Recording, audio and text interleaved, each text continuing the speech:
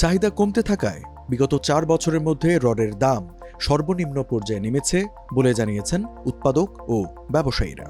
75 গ্রেডের প্রতি ton MS rod বিক্রি হচ্ছে 80 থেকে 82,000 টাকায়, যা গত জুলাই মাস পর্যন্ত 95,000 টাকায় বিক্রি হয়েছে।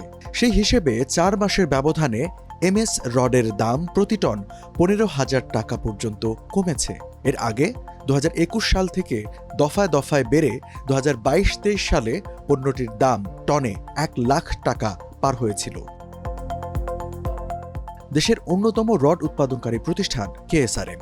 প্রতিষ্ঠানটি নির্মাণ মৌসুমে দিনে গড়ে 2,500 থেকে 3,000 টন রড উৎপাদন ও বিক্রি করে, কিন্তু বর্তমানে প্রতিষ্ঠানটির বিক্রি নেমে এসেছে 1,000 টনে।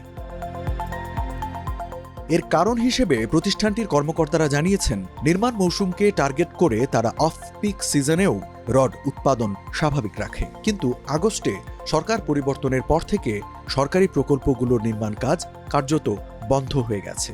তাই রডের চাহিদা 60%-এরও বেশি কমে গেছে, কিন্তু তাদের উৎপাদিত পণ্য মজুদ থাকায় লোকসান দিয়ে হলেও পণ্য বিক্রি করে দিতে হচ্ছে।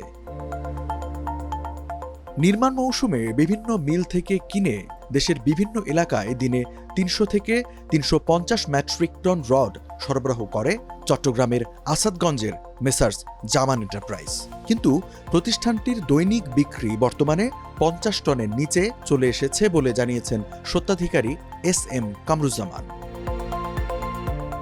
উৎপাদনকারী প্রতিষ্ঠান ও ব্যবসায়ীদের তথ্যমতে কারখানা পর্যায়ে বর্তমানে প্রতি টন 75 গ্রেডের MS রড 80 থেকে 82,000 টাকা এবং 60 গ্রেডের রড 73 থেকে 75,000 টাকায় বিক্রি হচ্ছে। জুলাইয়ের আগ পর্যন্ত 75 গ্রেডের রড 94 থেকে 95,000 টাকা এবং 60 গ্রেডের রড 86 থেকে 88,000 টাকায় বিক্রি হয়েছে। বাংলাদেশ স্টিল ম্যানুফ্যাকচারার্স অ্যাসোসিয়েশন জানায়, দেশে ইস্পাত কারখানার সংখ্যা প্রায় 2 শতাধিক, তার মধ্যে বড় প্রতিষ্ঠান 40টি। প্রতিষ্ঠানগুলোতে বছরে প্রায় 1,10 লাখ মেট্রিক টন রড উৎপাদনের সক্ষমতা আছে, যদিও দেশে বার্ষিক রডের ব্যবহার 75 লাখ টন। এখন পর্যন্ত এই খাতে 75,000 কোটি টাকার বিনিয়োগ হয়েছে, বছরে লেনদেনের পরিমাণ 70,000 কোটি টাকা।